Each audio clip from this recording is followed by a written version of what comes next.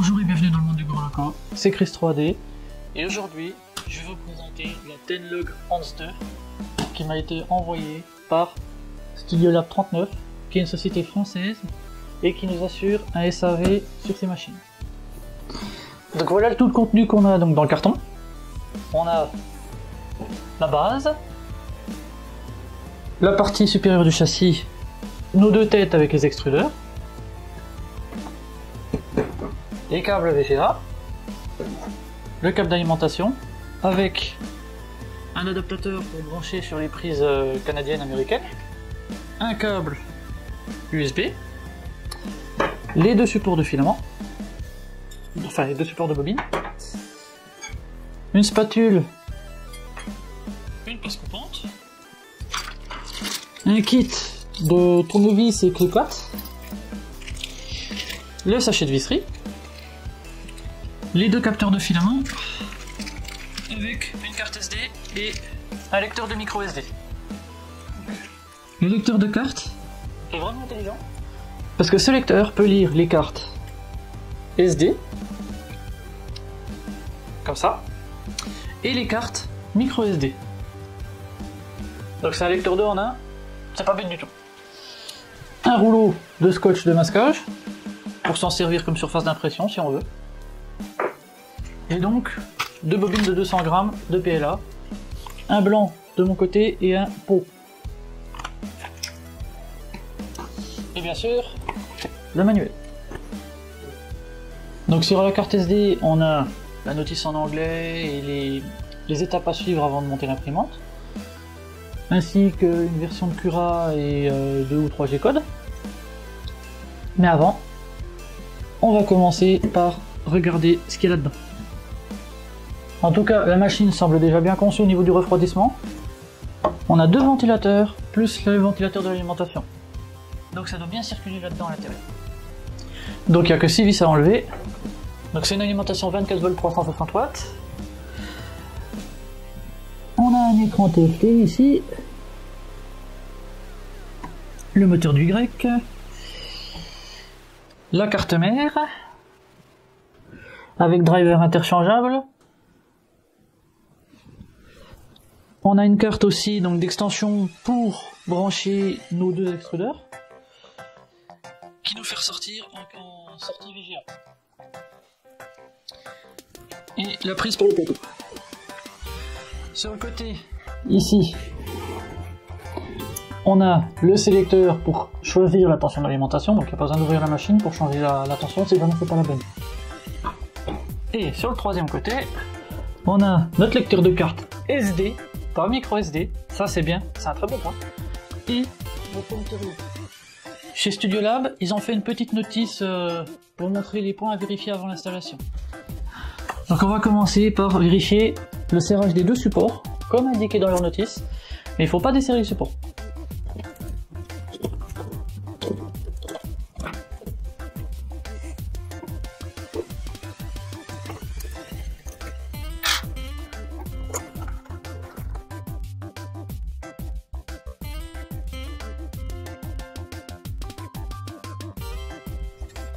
Alors, est-ce que notre machine est droite? Ouais. Notre machine semble bien droite. Donc on va redonner un coup de serrage pour être sûr que ça bouge pas dans le temps. J'ai un des galets qui touche pas, ici, pour le Z, donc je vais déjà le régler.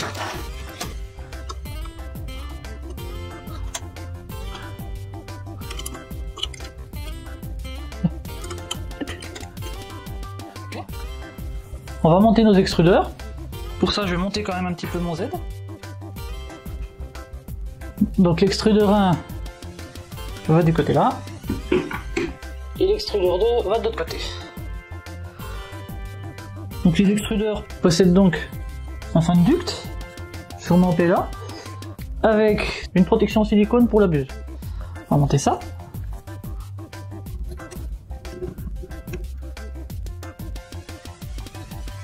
C'est facile à assembler. Il y a un guide pour ne pas se tromper.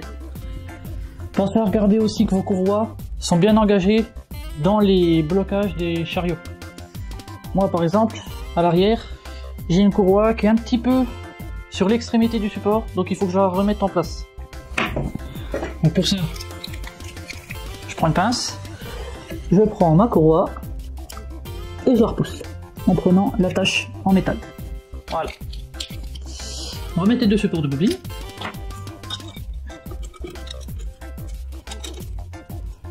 Pour ce qui est du montage, on a fini.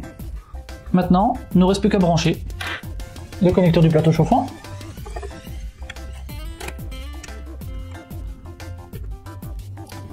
Donc capteur optique pour chaque côté. Les moteurs du Z.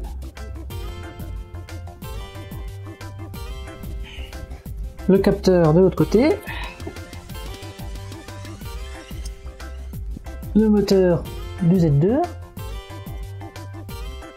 Hein, on va repousser un peu le câble à l'intérieur.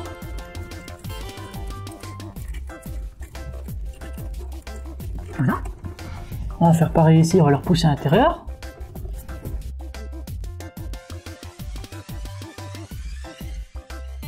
Le câble pour le premier axe. Le capteur, le moteur.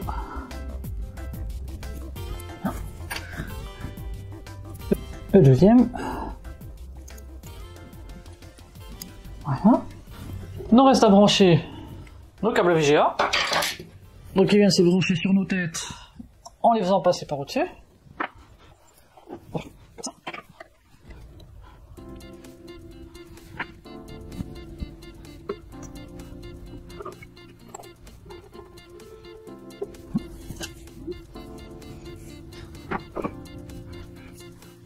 Voilà, la machine est câblée.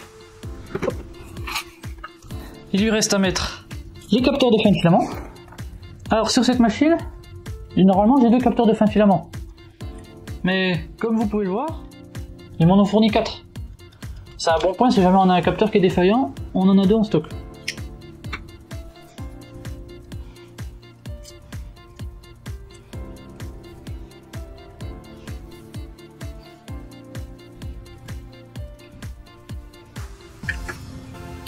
Bon, on va mettre les bobines.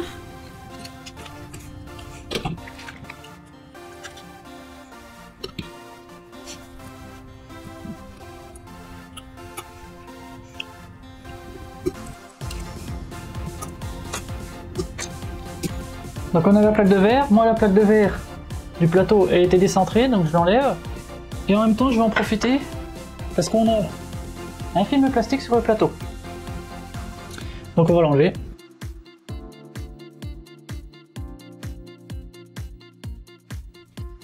On va en profiter pour regarder le jeu du plateau.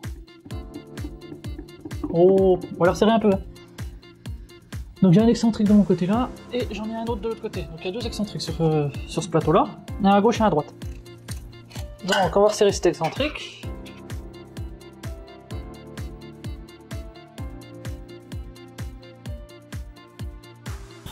On va serrer de l'autre côté.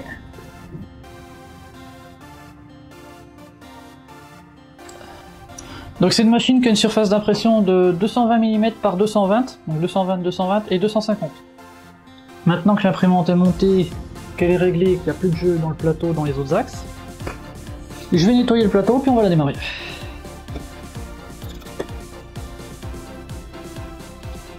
Donc c'est une imprimante IDEX bien sûr, avec 2 têtes indépendantes. Un rail linéaire, donc un MGN pour l'axe X.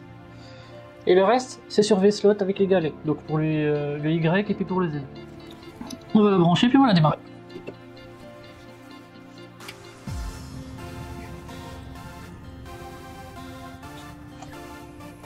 Alors, on va voir ce qu'on a. Donc ici, c'est la touche pour choisir si on veut être en dual matériaux, en duplication, donc c'est-à-dire on imprime un G-code d'une pièce, ça fait la même de l'autre côté, ou en miroir, ça nous fait la même pièce mais toutes les codes sont inversées. Donc on va laisser en dual. Alors voyons voir ce qu'on a dans les paramètres. Donc dans les paramètres, Voilà, c'est intéressant. On peut changer les steps X, Y, Z, le X2, le Y2. On peut faire une calibration, resetter, back. Donc on va faire en anglais, on est bien. Back, outils. Level, cooling, temps, back. On va faire un all pour voir.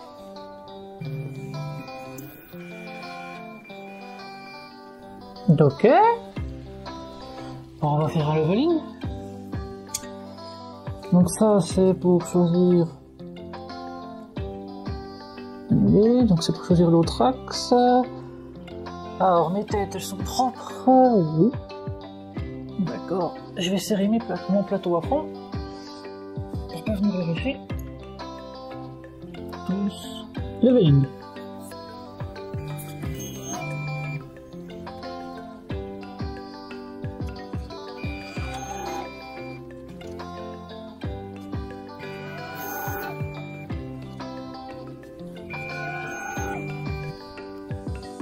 Oui. Maintenant, on va basculer sur la deuxième tête.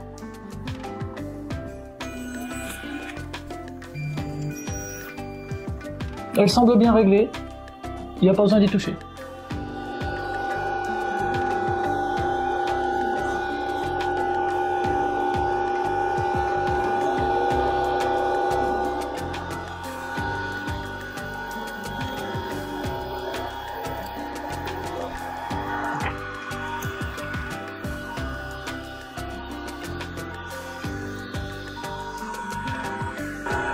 Ok.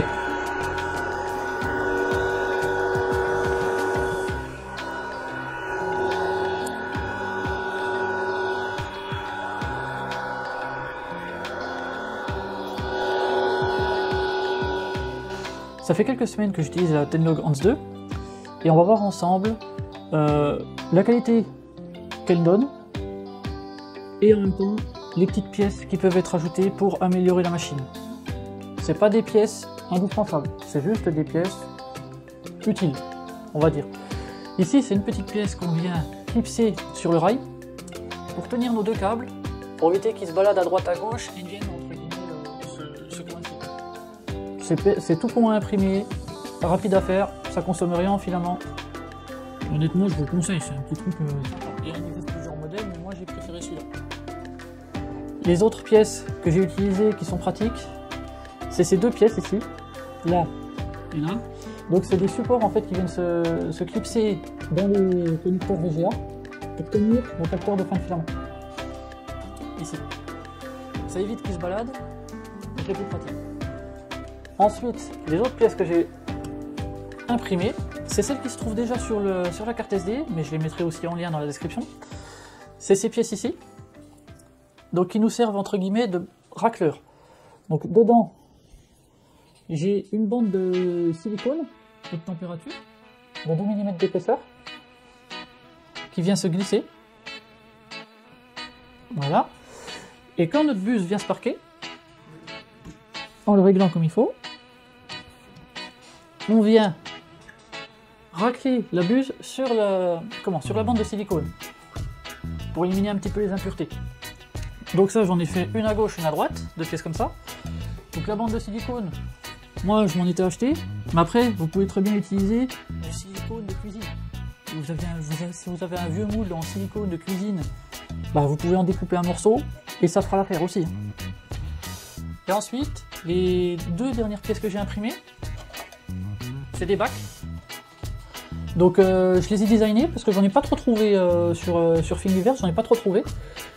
Donc c'est des bacs de 80 mm par 80 mm, donc 80 sur 80, avec un biseau ici. Et quand la buse vient racler, en fait, s'il y a des petits dépôts, ça aura tendance à tomber là-dedans, pour éviter d'en mettre partout. Normalement, c'est quand même une petite astuce utile. C'est imprimé en mode vase, donc ça consomme pas beaucoup non plus de filament. Je le conseille, après, c'est comme vous voulez. Et donc, j'ai fait quand même pas mal de tests sur cette machine. Bien entendu, j'ai utilisé le petit fichier de calibration en dual extruder pour permettre d'aligner. Donc c'est un petit carré composé des deux couleurs qui fonctionne avec les deux extrudeurs. Et avec, on peut voir donc notre alignement. Ça permet de corriger notre alignement s'il est légèrement décalé. J'ai eu une petite correction à faire parce que comme on pourra le voir sur les photos que je vais mettre et sur le zoom des pièces en fait, j'ai eu un décalage entre le blanc et le rose de, allez, on va dire 0,5 mm je dirais. Donc forcément, ça imprimait quand même bien, mais on avait un... Enfin, on a un décalage de bouchon entre le blanc et le rose.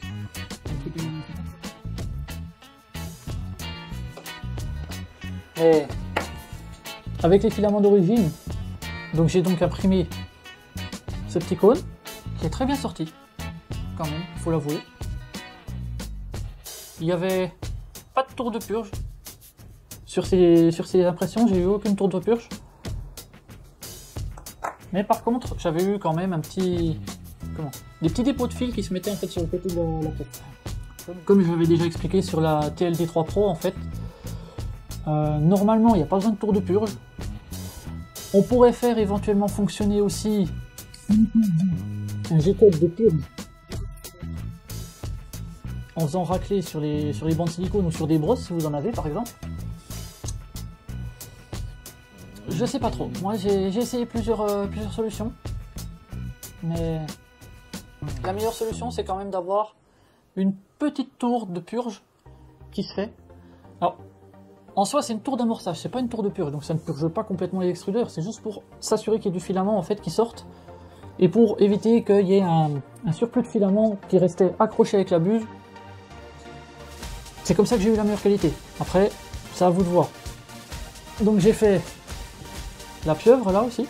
Ça c'est un stress test, franchement. C'est vraiment une belle pièce. Et donc après j'ai fait plusieurs tests.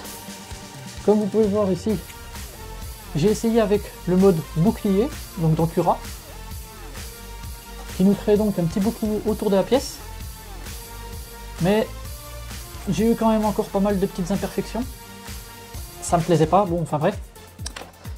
J'ai arrêté d'utiliser les boucliers et j'ai commencé à imprimer des petites tours comme ça. Donc c'est les tours primaires d'amorçage. Donc celle-ci, c'en est une grosse que j'avais utilisée pour la pièce ici d'Octoprint. Donc la pieuvre d'Octoprint. J'en ai fait une plus petite que j'ai dû jeter, je pense. J'ai dû jeter. Qui va avec donc le Benchy. Et la qualité du Benchy est quand même très très propre. Maintenant, avec ces tours de primaire d'amorçage en fait, il n'y a plus aucun résidu de filament quand la buse revient sur la pièce. Donc la qualité est vraiment top. Le Benchy est un très beau rendu. Par exemple, pour voir la différence entre le Benchy et cette pièce-ci, j'avais imprimé sans tour de purge, en faisant l'amorçage directement, en amorçant et en faisant un raclage de buse. Ben, comme on peut le voir ici, je vais vous le montrer en plus gros plan. Sur le côté ici, j'avais du filament violet. Quand la buse revenait en violet, en fait, elle venait déposer un léger filament. C'était pas grand chose, hein, mais c'était suffisant. Et même en grattant après au cutter, il y a toujours un petit résidu qui est resté. Donc le mieux, c'est de poncer. Bon, si on peut éviter de le faire, c'est tant mieux. Donc je me suis imprimé aussi donc la pieuvre d'Octoprint. Je l'ai faite aussi en plus grosse. Ici. Le seul problème que j'ai eu, c'est de ma faute. J'aurais dû modifier le fichier d'origine qui était fourni avec 2 poteaux pour les supports, mais les poteaux étaient mal adaptés en fait, et ils ont eu tendance à ne pas tenir le bout des tentacules qui venaient ici, ce qui fait que la partie là des tentacules est imprimée dans le vide. Bon, c'est comme ça peut arriver, c'est une erreur de paramétrage dans le paper. Mais autrement, la pieuvre est vraiment très propre. Là, je lui ai fait aucun post-traitement, mis à part enlever les supports à la main, et puis un léger petit coup de cutter sous les supports, et encore, j'ai pas fait grand chose. Très bien. Le IDEX, c'est génial, j'adore. Maintenant, on va regarder un des points qui est intéressant, parce que sur ma version, donc c'est une version avec les drivers A4988, et ce qu'on va faire, c'est qu'on va regarder quel bruit elle fait. Donc pour ça, je me suis procuré un petit sonomètre, et je vais le mettre donc juste devant l'imprimante, comme ça, et on va regarder le bruit qu'elle fait.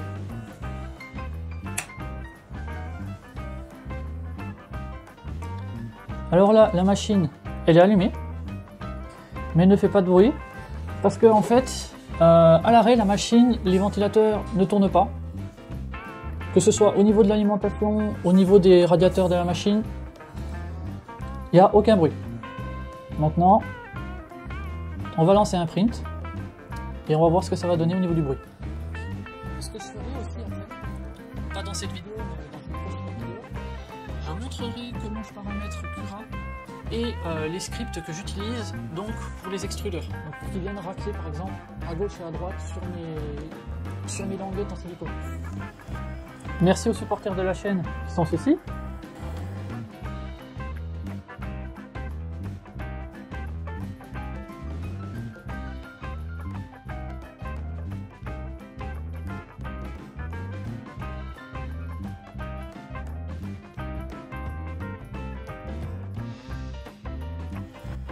Si vous avez aimé la vidéo, mettez un like, abonnez-vous à la chaîne, merci et à bientôt.